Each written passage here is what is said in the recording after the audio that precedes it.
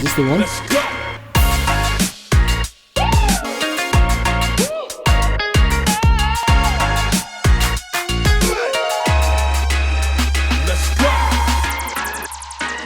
G'day guys, and welcome to the Two Red Chairs podcast. We're back again. I'm Frank. I'm glad to be back with these episodes. I've been away for a little bit of time, focusing on my own business, but here we are today. And I've got a nice, lovely guest here in the form of Jess Horsfall. Jess, how you doing? Yeah, really well. Thanks so much for having me on, Frank. My pleasure. Now, Jess is from the Sunshine Coast up in Queensland, fellow Aussie. Jess also happens to be one of my little community members in my little... She's not a little community member. She's in my little community, this Team GDL community we have going as part of G'day Design Life. And as part of our conversations, we do a weekly chat. And a couple of weeks ago, we talked about our mental health and how it affects our creativity, which is interesting because Jess has honed in on this area of interest. She started a thing called the Healthy Creative Project on the side of her own design business. So she's a fellow designer as well. Her business is called The Design Folk. But Jess, can you give us a little cliff note on what the Healthy Creative Project is? Yeah, absolutely. So the Healthy Creative Project will essentially be building a community around health conscious creatives. So people who maybe are design entrepreneurs or any type of creative really, who really have come to understand that health is impacting how they show up in their businesses or at work and in their lives, how that flows on to creativity. Yeah. And this is what we're going to talk about today is identifying, what are the problems that we have as creatives, because we've all got our problems. We all need our inspiration, and creativity can wane due to a lot of different factors. It could be externally, nothing to do with our business, nothing to do with ourselves as creators. It could be family life, or it could be our health. So we're going to talk about these kind of things, and some of the problems that we might face is that with a lack of creativity, it could be things like copying someone else's work because you can't find the inspiration, or you have imposter syndrome, or you just have that no motivation to come up with something unique, and it's just like a struggle to come up with something creative. If it's a logo, a website, a UI problem, UX problem, whatever it is. Or it could be things like you just don't enjoy working on that particular project or with that particular person that just doesn't inspire that creativity. Which can be, caused by a lack of many different things. And Jess, I think if we can touch on identifying what these problems are that you've sort of seen and identified, because I've gone through probably half of these, if not all of them. So let's go through them all. Yeah, absolutely. So I think too, when we talk about health, that's quite a holistic term for really talking about mental health, physical health, emotional health, spiritual health. And within each of those facets, you're going to have different challenges. So I think that a lot of creatives could probably agree that within those areas of health, there's certain challenges that we face with day in and day out. And some of them can also be quite specific to us as creatives, and definitely have a massive impact on our work. So some of the issues that I think I hear a lot of within the creative community is probably more so around mental health and issues such as exhaustion, burnout, being able to juggle everything that we have on our plates as business owners, if we're creative business owners. Yep. And we have to wear a lot of hats, and it can certainly impact us and have flow-on effects, like you said, Frank, things such as imposter syndrome, not knowing how to say no, not having boundaries in place, and then getting to the point where we're working too hard, absolutely exhausted, not looking after ourselves. And when our mental health, another thing I've seen is that when our mental health is suffering, and we're just not feeling that creative mojo, and we're not energized, we're not excited about our work,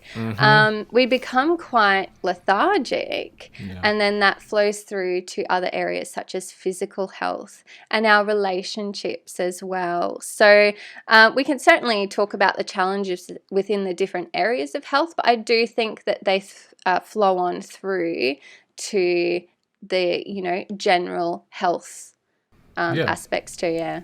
Yeah, I think it's just a symbiotic kind of thing where one thing can affect another thing, and it could be a little vicious cycle if it gets out of control. Like the first one that we've kind of identified here mutually was motivation, and how that affects us. It's kind of like one of those images where you just like, fuck this shit o'clock. I just can't become a person that needs to do what I need to do right now out of just sheer determination. It needs to have a few different other factors to get to that point.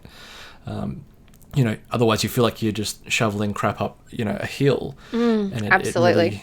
it really isn't creative. It's just pixel pushing then. Like, I don't know if you'd agree with that or not, but I always find that if I'm not motivated to do this bit of work, just creativity just doesn't come. Whereas if I'm in like a great mental state and I'm just like everything's coming up Millhouse, the motivation becomes just infinite, and the end product just sings, like absolutely sings. And I've had that just recently with a project. I'm like, damn, why can't I have this all the time? This would be fantastic. But for most of us, we're not reverse engineering it to figure out, why this has led to it.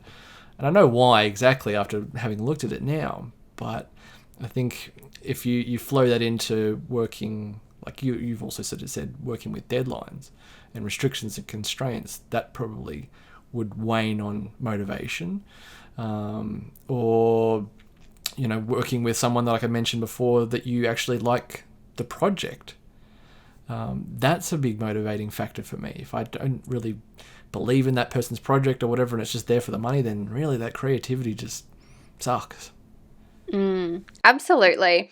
And I think getting that excitement about a project can come from various places too, because I know that there's been projects that I've had on that I might not be really, really eager to get to, but if I've been out on a walk, or I've just had a coffee with a friend, or I've sat out in the sun for a little while, and I come back to my space and I sit in front of my computer and I feel really great because I've moved, I've connected with people I care about, I'm feeling like my cup is full.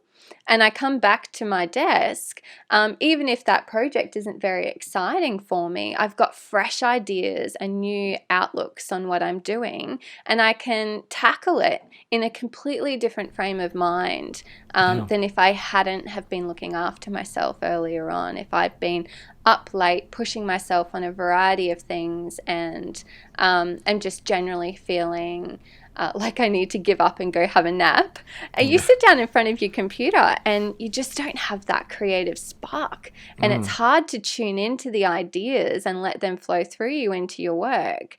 And then conversely, which I find interesting, is you can have a project or an idea that really excites you, right? So it's just intrinsically motivating. Like you cannot wait to get up in the morning and work on it. You can be exhausted. You can be eating 2-minute noodles. You can not have been moving for a week. Definitely. Yet you just all of a sudden have this burst of energy to invest into this project because it is aligned with something within you that gets you going. It's a purpose-driven thing and a deeper connection with the work.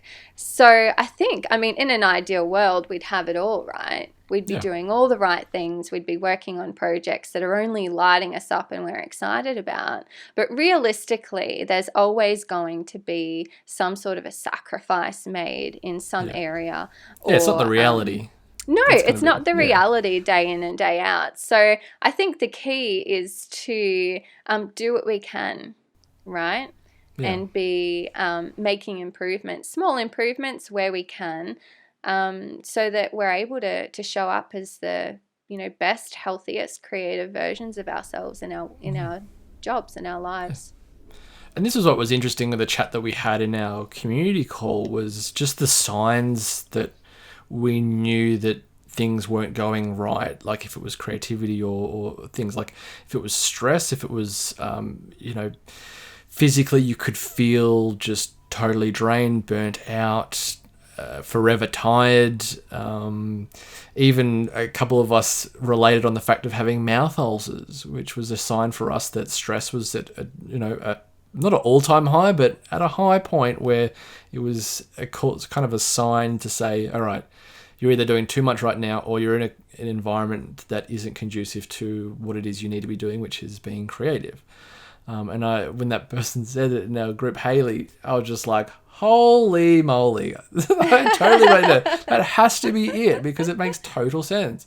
Your physical health just totally goes to shit because your creativity just isn't there to keep you motivated and going, and you can keep going if that creativity is there. This is the interesting thing, like you said before, was you can have so much interest in a project, everything else is just an absolute car crash, but it will keep you going, keep that adrenaline going until that high subsides because the end of the project finishes or whatever, and then you have this massive come down. I remember having that in like university days. You'd go really hard for a semester, do all these projects, be super creative. And then we'd all have like colds or flu like over the uni break, and you'd just be like devastated, and you're like, oh God, this is the time I'm supposed to relax, and recharge, but I'm absolutely comatosed. Yeah, absolutely. And I think that part of that crash is making up for that extent to which you've pushed yourself to get through, because we can be completely inspired and invested in that project and excited. But our physical health, even though we are like mentally stimulated and excited about it, our physical health is still being pushed in the process. And I think that excitement and that inspiration can carry us through to a certain extent. But there are times where our body will override what we're doing regardless, and have us flat on our ass, basically, if we don't pay attention to it. So you'd attribute it to basically just the whole Gary Vee thing, not being self-aware, but in a physical sense, not being self-aware of your own being, of your physical status. I don't know what the word is, but also just awareness of the situation that you're in, if it's a conducive relationship that you're in with a client, or being aware of the external situation you might have with your family, your living situation, or all these different factors to know why that creativity isn't coming, to attribute it to something. So that way you don't feel confused, like, oh, what the hell do? I don't understand why this is happening. I'm getting like, creative block. That's like the big thing. How to overcome a creative block? It's like, well, what else is going on in your life at the moment that might be stopping it? Yeah. And one thing you brought up with me is, having a lack of purpose. Maybe we covered that. Like, what does that lack of purpose mean for us? Yeah, absolutely. So I think when it comes to purpose and being driven by purpose, and I'll backtrack a little bit, we've touched on motivation. And I think that the phrase, oh, I just couldn't get motivated is really quite common. And when we talk about motivation, we're talking about an external factor. Usually is you could have a client that calls you and says, where is that deliverable?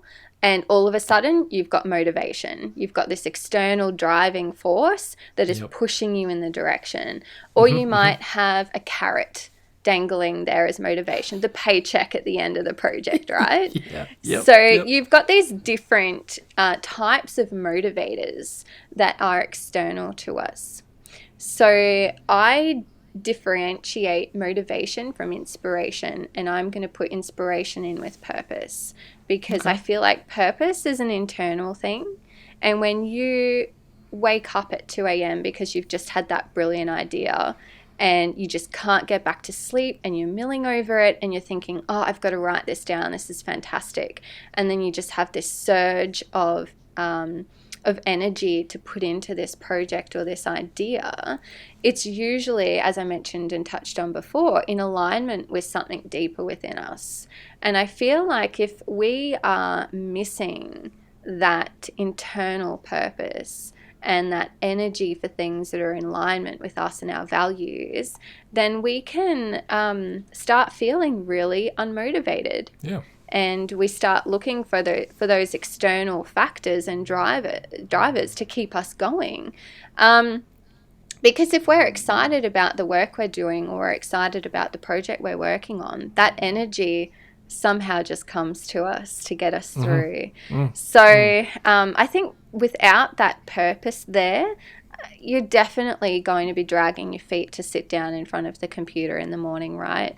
Yeah, and this is probably the thing with a lot of creatives, especially starting out where you might not have a lot of clients. I mean, I don't have a lot of clients going at one time, and having a purpose to say that you're here to help other people, which is intrinsically what a creative is here to do, and you don't have anyone snapping at that, you're like, well, what's my purpose then? No one wants me or whatever. And it's to be reassuring yourself that it might not happen now, but it will if you keep pursuing that purpose, if you keep putting yourself out there to show what you can do. And if it's not work that you've done for a client, you do self-initiated stuff, you have a creative outlet of your own that, you know, either is what you do for clients or is something completely different to keep you motivated or to actually show the skills that you can to have that purpose, to show that purpose. And it's coming back to that, I guess, that idea of Simon Sinek's why. Like, why do you do what you do? And if you feel like you have a lack of purpose, it might only be let's say a short-term feeling or thought, which is probably more attributed to like imposter syndrome, thinking, can I actually do this? All that kind of thing. Should I really have quit my job and started this as full-time, or is this a career that I really wanted to do? That purpose idea wanes, and it won't be until someone else tells you, you stupid, like, you're really good at this, and having that validation to overcome that problem and it affecting your creativity. If you don't have that purpose, there's nothing there to create. I think that's it. So it kind of needs to be self-motivating, do you reckon? Yeah, definitely. I think without that internal, let's call it internal motivation rather than external motivation, I do feel like the creative ideas don't flow. Personally, you sort of feel like you're in a funk, and you no just matter how someone tells you, like, you're just hitting your head up against the wall, going, why can't I do this? Yeah. And why can't I get those fresh eyes and those fresh ideas flowing through? So I definitely think that internal purpose and motivation is crucial for our health too. And just a little bit on a tangent from that, the impact of purpose is being witnessed in retirees, people who have worked all their lives and retire. No longer have to get up and go to work every day, and you will generally see a bit of a decline in health in retirees because they don't have that purpose anymore. So I think that it can be quite underrated. I think it's really important to know why you're showing up in your business and your work every day, why you're wanting to help people doing what you do, and getting clear on that. Yeah. So, all right, we've talked about some of the sort of problems that we can have. So it's things like, as we said, lack of purpose, motivation, not having a physical health, regime that works, both, sleep, eat, and exercise, that kind of thing. Having, self-awareness of what's going on with our mental state, our physical state, all these kind of things. What can we list down that are the sort of pillars for what would create, or what would make us a healthy creative, let's say? Yeah, sure. So again, taking the holistic approach of what makes a healthy creative, those pillars would be having energy and vitality. Yep. And we've also talked about being purposeful already, so having that intention with what we're doing. So a healthy creative would have that purpose, have that intentional action within their business. And a healthy creative is also looking after their physical well-being. So someone that is able to be self-aware, like you said, of their bodies, tune into those red flags. We're often looking for red flags with clients, right? We get very in tune with issues that could arise with a client project. And we go, oh, that's problematic. I'm going to be very aware of that. But are we looking for red flags within our body? Are we tuning into ourselves and knowing what they are and knowing how to navigate those as if we would with a client? What are the best steps to avoid that and rectify? And I think that a healthy creative also enjoys good mental and emotional health as well. Being aware of our states, how we feel in our minds, and knowing little tips or tricks that are specific to us that might be able to lift us up or get us back on track. And a healthy creative, I would say, is balanced. So something I've noticed with creatives is that we can just go. We can work into the, the early hours of the morning. We can work into the weekends, because generally speaking, I think we really do love what we do. And I know for me personally, being creative is like breathing air and drinking water. It's non-negotiable. So I feel like we can push ourselves to the point of losing balance in our lives. So finding how to balance that with other aspects such as family or physical health or whatever it may be that puts us on an even keel is really important too. Yeah, definitely. Let's deep dive into some of these. So the first one was energy and keeping up, as you said, the vitality. What are we doing that's not happening to get that energy? Like, is it energy from others? Is it engaging with something else that might give us some inspiration? To give us that energy. And, when I'm thinking of, in terms of an example here, if you went to a conference, not that we can at the moment, and interestingly, I was supposed to be at a conference at the moment, which can't be. But every time I've come back from something like that, or even like weirdly, like a movie, you always have this like fire under your ass to like go and do something, and you have this energy spurt that comes out of nowhere. And similarly, like I'm not a coffee drinker or a caffeine drinker like yourself, Jess, but for me, energy has to come from somewhere else. It can't come from a caffeine hit in that physical sense. It has to be a boost of if it's mental health, like we've touched on. But just that energy, like if it needs to come from somewhere. And my thing is, it's like either maybe it's entertainment that brings some energy. It's thinking about something else that just sparks something, and you go, okay, I'm in. I'm like, something just sparks, changes, whatever, and I'm 100% on board with it and go for it. Maybe from your perspective, it might be totally different here, but you tell me what it is. But what can be done to create that healthy energy, I guess? Yeah, I think that you've pretty much hit the nail on the head when you're talking about things that you enjoy. Job right? done. So when Happiness. you sign off, That's when it. you do something that you enjoy, you're going to feel energized, and that's going to look different for different people, right? So some people will get energy from social interaction, whereas that's draining for others. Some people will get energy from just chilling out for a little while, like you said, maybe entertainment, and then after that they feel like they've got a charged battery and they're ready to go. I think too, when it comes to energy, it's important to look at sleep. I mean, for me, if I don't get enough sleep, then I just don't have the energy to keep going. And yeah, you mentioned I'm a coffee drinker, but even then, coffee isn't energy. Coffee is a stimulant. So it's zapping your body as you're drinking it, and wearing you further down. So that's a band-aid fix, I think, when we're talking about energy, and the sources of energy that you're talking about are really what's important. Yeah. Yeah, it's good sleep, doing things we enjoy, things that light us up, I think energize us. This is one thing I heard a while back, and someone was talking about being an introvert and an extrovert, and what it kind of really meant. And a lot of it was to do with an introvert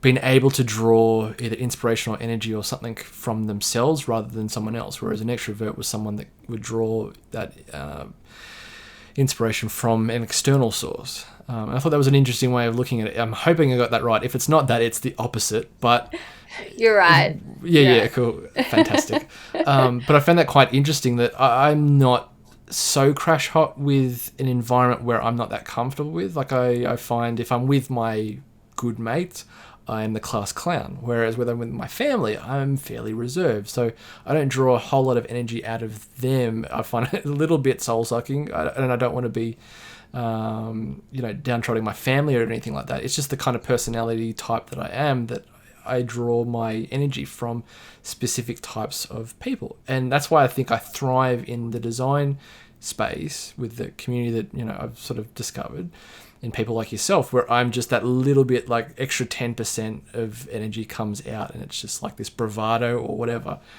When family and friends see me and go, Frank, you don't sound like this at all. Like, what is going on? This is the side of things I've never seen from you. And it's because you feel comfortable in that sort of situation. You draw energy out of that interaction with those people that really either get you or you feel comfortable with or whatever. But as an introvert, I still find the inspiration from within. Like we've talked about, Jess, between the two of us, you're having shower thoughts.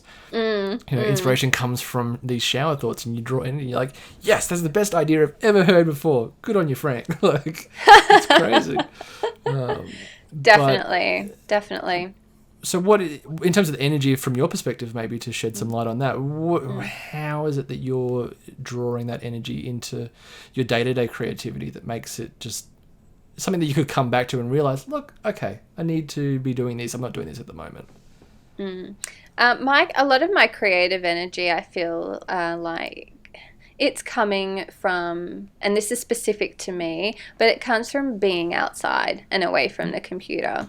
So that can sound a little bit counterintuitive. It would be amazing if all of our creative energy came to us while we were sitting in front of the computer, right? But for me, if I've been pent up for a few days just at it working, getting outside is like charging a battery big time. So again, I think it is really personal, and finding those things that feed back into our cups, so to speak, and making sure that we need to make sure that we're giving ourselves the opportunity to explore what those things are. And it's exactly like you said, some people will help generate that energy, and then I think other people can drain it a little bit. So being able to distinguish between the two is important. Yeah, it's knowing who you can. Let's say if you asked feedback from somebody, like from your work, you wanted to show, your friends or your family or peers. Depending on the context, you might want to be careful with how or who you show that to or ask for that feedback from, because if it's someone that you don't either trust or get that rapport with or value their opinion, like you put it into a design group and go, hey guys, what do you think of this? Without any real context, it's like throwing, meat to a lion's den. I say this so many times, where you just get crap feedback and it tears you to shreds, and you are pulled down like 20 pegs within the first 2 minutes of that post being up. Whereas if you showed it to someone that you do value that opinion of, they could give you some interesting insight or constructive feedback. You have something to walk away with where you feel a bit more positive about it. You might not feel the best, let's say, but you walk away with something that is much more, energizing, let's say, if we use that word, to improve or to do better. Or if everyone just says, yes, that's fantastic, sweet, you've done the right job. But if you showed like your parents and they have no clue about design and they start picking it apart, which my family do, I'm learning that mistake to not do so because it doesn't have an impact on what the final result is. It has no bearing on what that client thinks or how I feel about it. It's just to kind of show and tell and go, hey, this is what I've done recently. You asked. Here's what it looks like. I don't need any comments. That's fine. That's delving very deep into my personal experiences. What the other point, the other pillar that you mentioned was purpose, and we covered that a bit when we first started talking. And I think the takeaway point for a lot of creatives is to, I think, be confident in what it is you do. Like I see a lot of people that go, they'll put up a post even on Instagram or something, and they'll take it down within an hour because they might have had, a comment that said otherwise, this isn't great, or they pick it apart or whatever. And you go, well, no. This is what you do. You're good at this. You are actually good at this. Whether you compare with someone else or I don't know what, but having that purpose, I think, to know and be confident in yourself is going to drive that better creativity to know, okay, Jess, I am a good designer, or Frank, I am a fantastic designer, or Jess is better than me, but I think I'm still good enough kind of thing. But no, it's like, own it. I do this. She does this. He does this. Whatever. That's what I do. Yeah, for sure. And I think what you're touching on a little bit there, like part of that's validation and looking for validation from others. Yeah. And I feel like too, if we are framing up for ourselves that part of our purpose is to be a learner, is to be consistently growing and developing in our careers. And as people as well, we are constantly a work in progress, and we will never have this absolutely perfect. And it is our purpose to show our journey and how far we've come, and to be totally open and transparent in our willingness to stumble along the way as we grow. If that is our purpose, then all of a sudden I feel like that opens us up to not necessarily being as vulnerable to that negative criticism or needing that external validation as much. It isn't, I feel, until we claim to know it all or have all of our shit sorted out, that we're really asking to be, eating humble pie. If we've already approached the situation from that beginner's mind with that mentality of always learning, then I think that factors into it as well. Yeah, I think the thing is, you if you called it quits and said, "No, I've learned enough. Like, I'm done here. I am, 30 years old and I'm sweet. Like, mastery here, guys, mastery." Be like, no, come on. Like, I think life is just going to be always a learning platform, and that gives you more purpose to be better. I think we always want to be better. It's whether or not we have the motivation to do so as well sometimes. But if you're not learning or self-developing, or it's like the same with having a long-term relationship. You don't just go in with the same mentality that you had when you started that relationship with your partner. It evolves over time, and you've got to learn each other's wavelengths to match, because otherwise you just start clashing and it becomes shit house.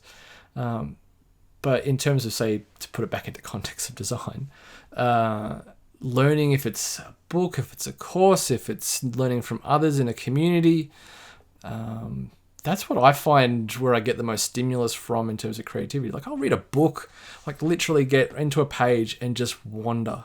Like, the idea comes and I'll just start thinking about whatever it is on my mind.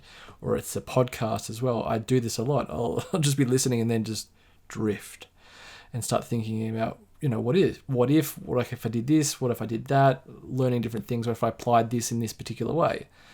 And it's that learning that I find just, it's like, boom. And without doing that, I feel very stagnant if I'm not learning something. And it takes a while to realize that. I don't know if you've ever experienced that, where you're just like, yeah, I'm all good. I don't need to learn anything more, blah, blah, blah. And I did that for 7 years in a job. I shut myself from the design community. And then once I came back, I was like, I have a lot to learn. I've done the wrong thing here and removed myself. Yeah, definitely, definitely. I don't think we're ever, that final masterpiece. Um, um, but But I it was takes that going, pressure off being like perfect as well, yeah? yes, exactly, exactly, exactly. And there's always more to learn. But to realign that with purpose as a creative, to understand that we might have several things that keep us going, that get us up every morning to show up. And one of those can be about learning and self development and career growth, career development. Another purpose for me personally is connection with people, and to be able to approach my work and the online community as a creative with the purpose and intent to connect has also been a big game changer for me as well.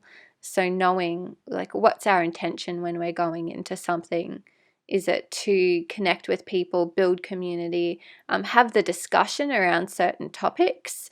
Um, I think that for me, yeah, personally, that's a big part of my purpose in why I'm showing up and doing what I'm doing. I mean, that's why I started G'day Design Life, was to connect with other designers and see how we could grow together and not grow our Instagram accounts or anything like that. It's to actually realize, okay, if if we've buggered up this in our design career, how can we improve that, or how can we learn from each other, and not have some figurehead going, okay, this is what you need to do. You need to do this, blah blah blah blah. It was just an open sort of platform to say, hey, I've experienced this. Have you guys experienced this too? Because shit, I'm out of luck here. Like, let me know, or this is what I've learned from this experience. Please, like, divulge on my experience and the solution that came of it, to have that connection. And that for me, like, if it is gratitude, this is the interesting. If it is gratitude, great. If it's a purpose, great. It just feels like this intrinsic need to want to share. I think that's the thing, to share that knowledge, to not put things behind paywalls and all that kind of stuff, to actually be one and the same with that other person that's trying to do the exact same thing that you're trying to do. Why should you limit their success? Because it will give you success either financially or mentally or whatever. And for me, that just is motivating as hell. That ties into your purpose. It Do you does. think that part of that drive for creatives to connect with others has anything to do with the fact that a lot of us are working on our own? Possibly. I mean, my thing is that we're service-based people. Like, unless you are designing fonts or illustrations for someone to buy, let's say, as an example, you're there to connect with another human being, to work with, to create a solution. You're there to want to be a problem solver. That's intrinsically, I think, what I've said intrinsically a few times this podcast. I'm going to shut up now on that word. But it's in our nature to want to be a problem solver for others, and because we know that we can provide a solution. And I think that's a great purpose that designers have, be it if you are a graphic kind of designer or clothing designer or whatever, you are there to solve a problem.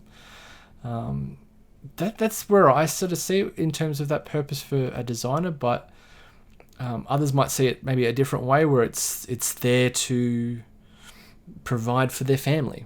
And in that, not to say that it isn't for me either, it needs to be, but there's purpose there to support a family or to support a lifestyle, or to help others in a different way that isn't the people that we actually work with. That's probably the level of purpose. And if all of that kind of, like, this is the thing, like, if all of this is going hunky-dory, everything just cohesively works together. You become so much more invigorated to do what it is you love doing, because it's going well. When it's not going well, I think that's when we fall into these pits of stress and anxiety, and that's the external things, I think. And you're nodding your head at me, which I'm guessing you're totally agreeing here. So Yeah. Yeah. one other point here, which I want to cover, is just that balance. And I think the balance is something that a lot of us probably have significant problems with. Like you touched on the word burnout. That's a huge problem for me a lot of the time, because I put too much on my plate. This feels very this feels very cathartic right now, Jess. I've got to say. sitting there listening, and it's great. But anyway, touch on why balance, I think, why you think balance is something that we need to be very mindful of. I'll tell you a little bit of a story. And it goes back to when I was a little kid, and I was always the artsy one at school. Loved drawing. If any of the kids needed something done, they'd come to me and I'd help them with it. Oh, that's nice. And that was the start of my interest in art and design. But I was always really, really creative and artsy. I struggled with the traditional, I guess, classes at school more so, whereas I love the creative stuff. And doing everything else other than being creative was quite draining for me. And I would almost have burnout as a child. And my mum thankfully saw this about me, and she'd let me stay home regularly to just draw and be creative and do my art projects, because she knew that that was just essential for me as a person. That was so entwined with who I am, and why I'm here, that she'd make space for that above all else. But then down the track, for me, I've created a career out of this. And it is easy to get carried away when you love it so much. And for me personally, other things can start falling by the wayside, because my heart and my soul is just so in being a creative.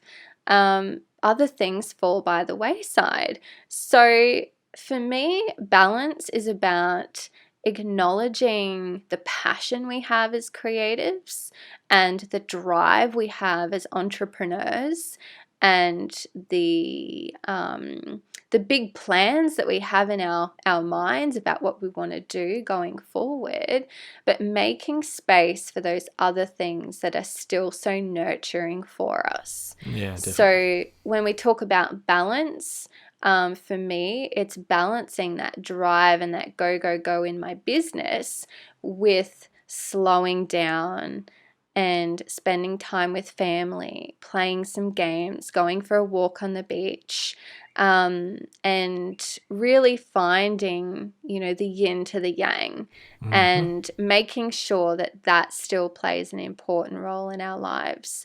Because my personal experience is that if we don't foster those elements, then that's when the creativity in the business starts becoming affected as well.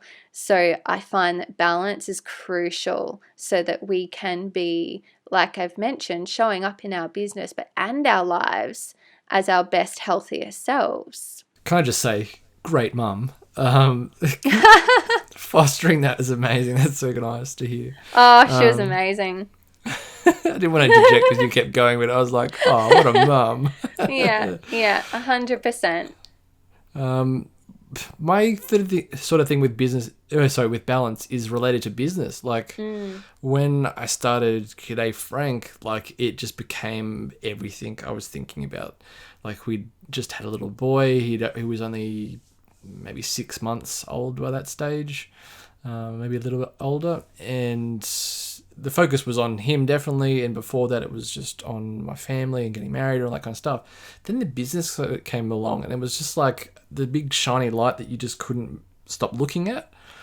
And that went on for a good 18 months, and I was just like, and I'm coming up to 2 years now, and I'm just like, geez, I really needed to take a step back here, because I got to a point where I was burning out. I'd found Instagram and just loved it, and just was like, this is my outlet to be as creative as I want to be, and found my own voice. And it did help, yes, in many, many different ways, but it also created a adverse problem of forgetting just general life stuff. Like my wife would say something to me and say, oh, I'm going out to the shops, to this particular shop.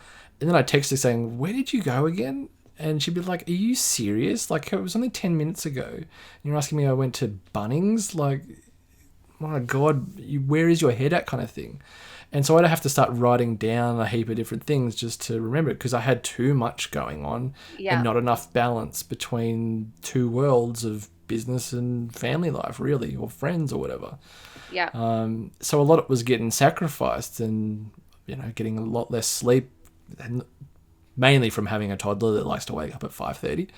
But it's kind of what you call burning the candle at both ends, and not having that sweet spot balance. Whereas the last few months of me not doing these podcasts and not doing content for GDL was a point to take a step back, and this is my big thing that I've learned out of that, is to start prioritizing, and really planning out. So I've got like a calendar that shows me what my priorities are to get to where I actually need to be, rather than just little bits and pieces coming up. They still come up. Let's say I've got these little ideas that keep popping up, and they're little bright lights that just keep getting my attention. But to have that map, that's where I think balance comes back into play, where you know what you're doing and you don't have to stress about this or things fall by the wayside or whatever.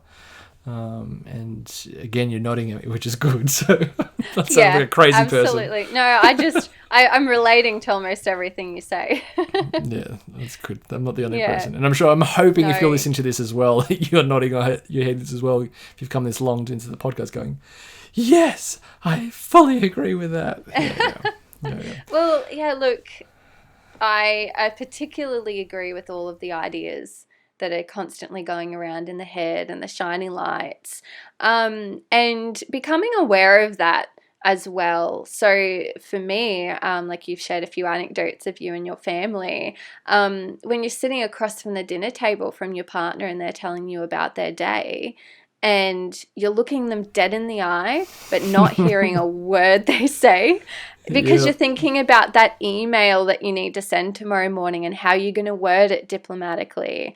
It just it can take over. Yeah, it's this insidious thing that can just sneak into the head, and because you love it, you allow it to stay. But we need to make room for other things. Yeah, definitely. Okay, we're coming up to the sort of an hour nearly. Well, we're getting close. So how about we go into some actionable things that we could do to improve or solve these problems that we've got. Just quick kind of 5 things. I mean, don't go too quick. We need to have a bit of detail, but you've got a list that you wanted to go through here in terms of what we can actually do. So let's go through it and maybe have a bit of a back and forth about it. Yeah, absolutely. I might start with some actionable tips for good mental and emotional health. So for me, what I found really helps is staying connected. So being able to invest in relationships with family, friends, other people within the design community, that has really helped my mental state, I feel. I mentioned before and touched on the fact that so many creatives work by themselves. Definitely not all, but there's a lot of us out there. So feeling like we're not isolated and being able to have these communities for support is really important. And finding people that you can talk to about your issues. So even, it's like you said, it's a bit cathartic just getting it off of your chest, being able to say, oh, this is what I'm struggling with, and having that person on the other side nod in agreement and go, I totally get it. You're not alone. You're not going nuts. This is a common thing that we all share.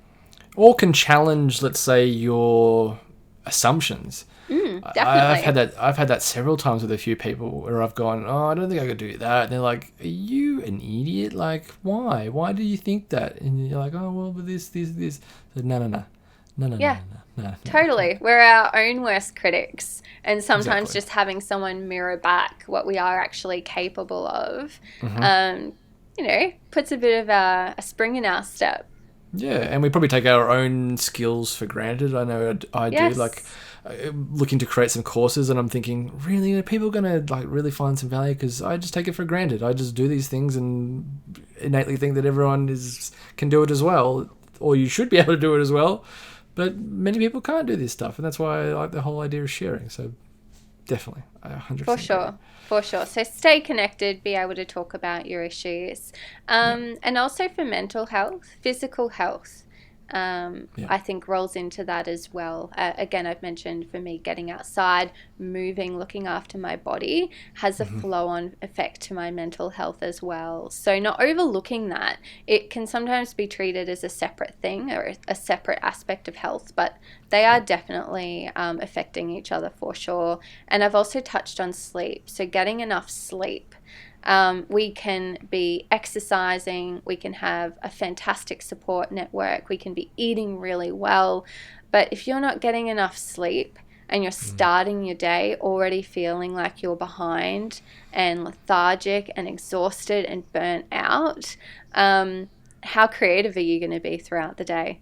Yeah. How It takes its well are you going toll. to perform? Oh, Yeah. 100%. But the other thing is as well, if it doesn't hit you that one day, it will Mm, hit you in 5 days or a week later or whatever it is. It'll just compound, and I feel that so often.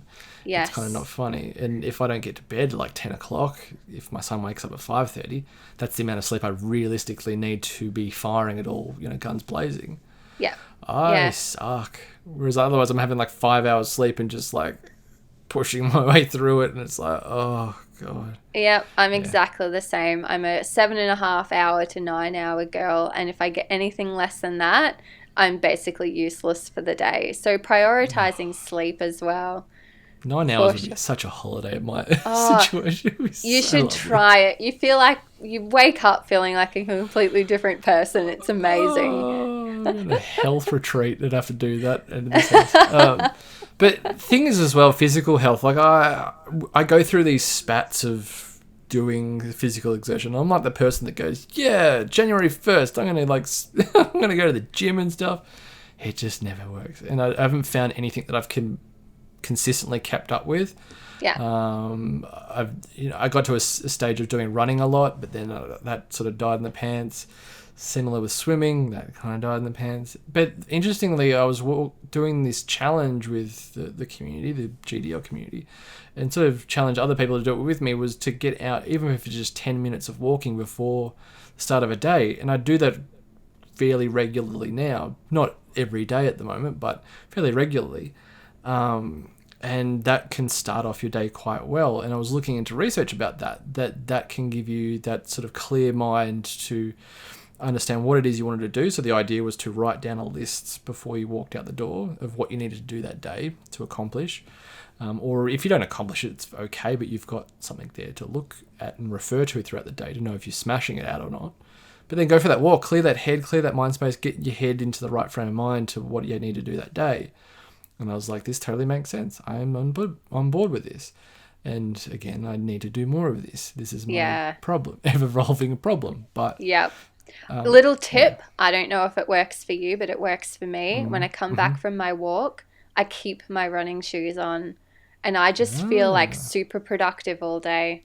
I just nice. move faster. I don't know, there's Yep. something about it. You should try it.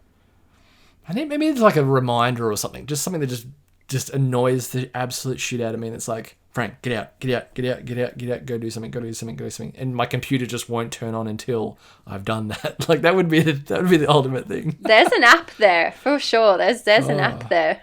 anyone out there listening, patent it. What else about good mental health can we do? We've touched on purpose, so I won't go Yep, into that yep.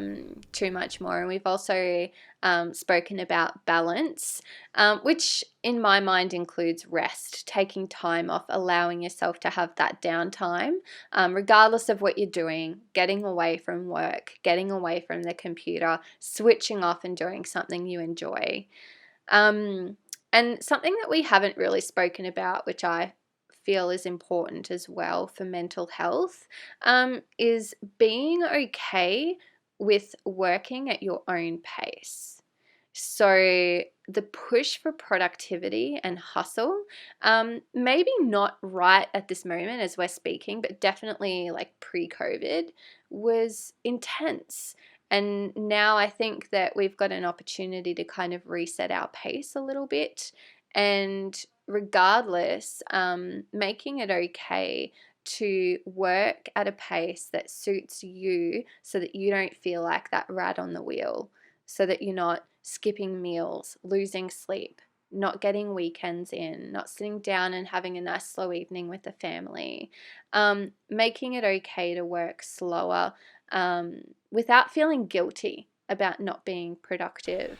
Yeah, that guilt thing I think is probably it. Like as you said Mm, earlier in our chat, was you being your own worst critic. Is that mm, if you're not working intense enough, or you're not working fast as you want to, and we've had this conversation in our community about time and having to keep ourselves under budget of our own time, that what we allocate for a client job, is you have that guilt that you're not doing it fast enough, and you're not remaining profitable, and then you're like, are my skills any good? How can I get faster? And it just, I think, spiraled out of control.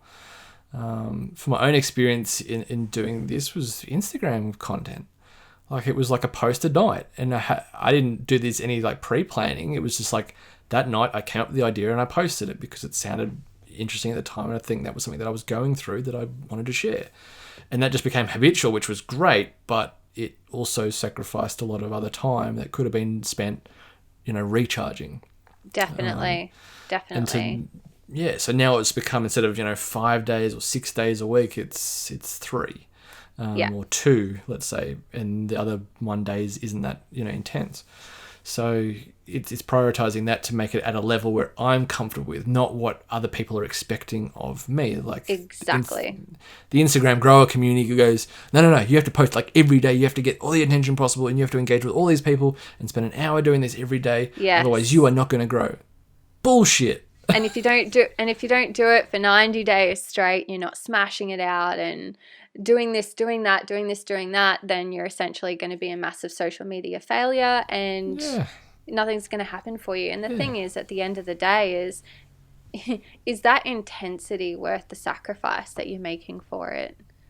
Or is it going to Because pay off? Like, yeah, yeah. yeah.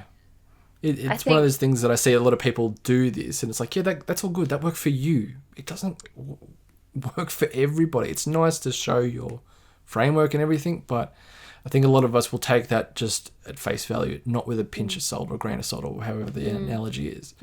yeah, working out, absolutely working out what works for you best and for your clients too. Yeah. I'm not overly active on social media, and I'll be the first person to admit it, because I am spending my time creating and developing amazing relationships with my clients.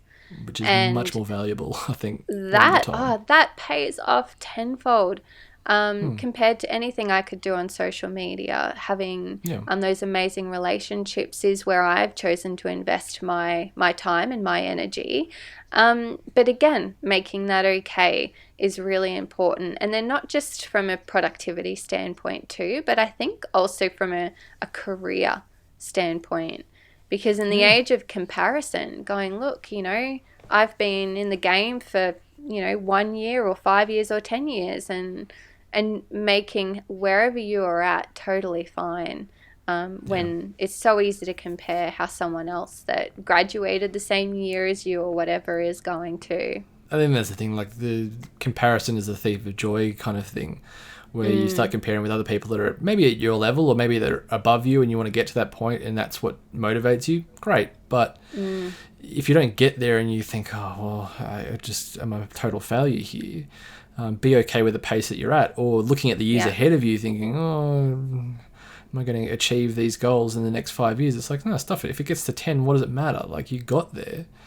And it's a very Gary V kind of mindset. It's like, you are young as fuck right now. You have so many years ahead of you to achieve what you want to achieve. If you didn't think you could achieve what you did in the last month, imagine what you can achieve in the next 12 months or 2 years or whatever.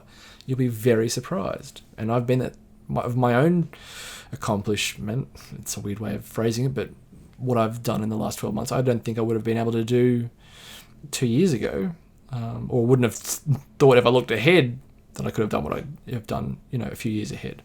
But I'm at peace with, as you say, what my pace is. It needs to probably slow down a bit, but whatever. I'll get there. Well, yeah, I think once we tune into what our pace is in terms of productivity in general too, that feeds back into creativity. If we're trying to churn out the work too fast to keep up because we've been told that's how much we should be doing, then I think that that's going to impact our ability to be creative as well. And when we're really working at a pace that we're comfortable with and we're creating that balance in our lives, then we're tuning back into that creative spark, right? And that's where that energy comes back in that we were talking about, is because we found what works for us, not what works for someone else. Yeah, exactly. Like my last branding job, I didn't force it at all. I kind of sat back and waited till I felt right about doing something. It wasn't sitting down and going, okay, I need to do this now, blah, blah, blah. It was just like, I actually don't feel like doing this right now. I'm all right with doing something else for now because I don't feel like it's the time in here to do this. And this is the weird thing about time, is when to do something as a creative is if the spark comes at 10 a.m., 3 p.m., 5:30 on the dot when you're supposed to be putting tools down, which invariably happens with me, or if it's like 2 a.m. with, if you're a late bird, or late bird, you stay up quite late. Yeah, that's what I mean. Night owl. Night owl. That's a better way of framing it. Jesus. If you're a night owl and the idea pops then, or if you're about to head to sleep and something pops, embrace it, kind of thing. Don't make it, I think it's something that you really want to lean into if it's the later, night owl mentality. But if you know that you're more creative in the afternoon than during the start of the day, maybe keep your business tasks at the start of the day, which is the more mundane stuff, and keep your more creative stuff in the afternoon, which is pretty much what I do. I find that works for me, whereas you might be the complete opposite, or you might need to do it at night. It's back to that self-awareness too, of knowing, you know what, I'm really getting that energy come through at 10 a.m. and then I'm feeling like I'm crashing at 3 p.m. or vice versa, and being able to nurture that so that you're working at your optimum level and making that okay. Yeah, and you've written in some notes that you sent me across, is that the idea of listening to your gut. And intuition. That was my word for this whole podcast, was intuitive, being something that's intuitive. Listening to your intuition of knowing, when to stop, when to start, when's good for you, when's not, and what you need to do to overcome that. So I think this is... Yes. I think that's a big one, and I'm glad you did mention that, and I won't go into it too much, but I think, one of the things that we learned back when I was studying health and nutrition was that really deep down, a lot of us know what we need to support ourselves, because we all have that little voice in our heads that is saying, go for the walk, like yours. Don't eat that piece of chocolate, you idiot. Or, like those 5 energy drinks you had this morning probably wasn't a good idea.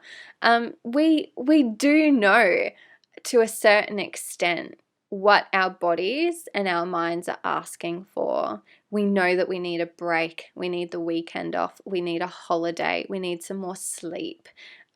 These aren't surprising when we're pushing and pushing or not treating our bodies very well.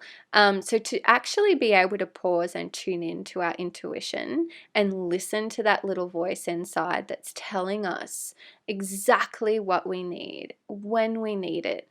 Going against that is like a fish swimming upstream. You're just going to be making a lot of hard work for yourself. And in my personal experience, which is part of what has led me to starting the Healthy Creative Project, is when you ignore the intuition and you ignore those voices, your body will start making the decisions for you. And you are taken out of the game and forced to rest and forced to sleep and are not given the option. And it does take that sometimes to be a bit of a wake-up call. But then hopefully we can come out the other side of that and really tune back into what our bodies and our minds are asking for. And ultimately, the cause and effect is that if you're not improving your creativity, that affects your business and your career. So what influences success is your creativity. And if creativity goes out the window, really we're up shit creek. So for everybody, it might not be every one of these things that we've talked about that needs to happen. It might be just a couple that need to be improved, or, for me, if it's the physical side of things, and knowing when to get enough sleep. That's probably my biggest challenge with this. But for you, that might not be a problem at all. It might be more having a connection with other people, or finding that right bit of inspiration, or learning more new things. So don't feel like it's an attack on you to hear these kind of things. I listen to podcasts where it's like, okay, you should be doing this, this, and this, and I'm like, oh my god, like I'm Too absolutely much. screwed here. Too Absolutely. much here to do. Yeah. But it's picking and choosing what works for you in this sort of sense to improve your creativity. Because if you're finding that you're having this creative block, or imposter syndrome, or you're copying people, or you just can't come up with the original ideas that you are hoping to, and you know you can deep down, it's looking back at what are those factors that are contributing to what makes you a creative person. If it's your purpose, if it's your energy level, if it's your physical well-being, if it's your mental and emotional health, if it's being self-aware, and if it's being balanced, which is all these points that Jess has brought up here, which I think is fantastic. Thank you so much, Jess. We've gone significantly past what I thought we would, and I wondered if this was going to split, but I'm going to keep it at 1. So if you've come this far, thanks so much for listening. Jess, where can people find you on the net? Yeah, absolutely. The best place at the moment is on my Instagram, The Healthy Creative Project. Amazing. So at The Healthy Creative Project. Jess, so thanks so much for coming on here for this podcast. It's good to be back doing this podcast. Yeah, thank you for having me on. It's been a great chat. Yeah, pleasure. Guys, if you're listening to this and you are on Apple Podcasts, please leave it a rating. I don't know if I even have any ratings. I haven't checked, but it would be remiss of me not to ask for it. So I hope you've enjoyed this chat here. Hope you're staying well at the moment, and I will speak to you very, very soon. See you guys.